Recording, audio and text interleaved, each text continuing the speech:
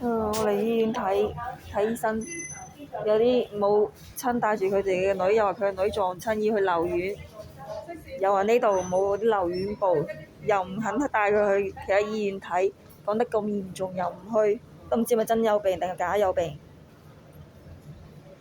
都唔知嚟醫院做乜嘅，講咁多耶穌。江玉蘭，請進2號房。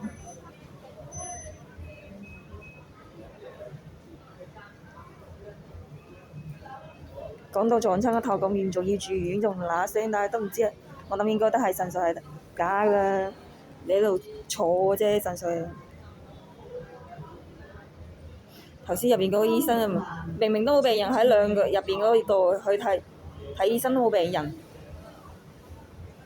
嗰啲位置都空置嘅，都唔叫嗰啲人去排隊睇病嗰啲人又去睇醫生，定係佢哋根本就唔想去醫嗰啲病人啊？請進2號房。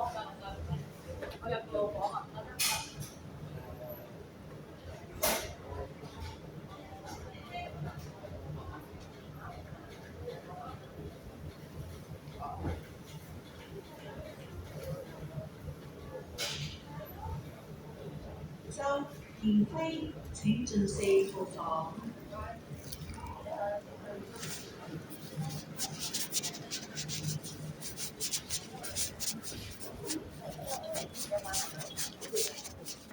周田飛，請進4號房。都冇人喺度，都唔叫病人。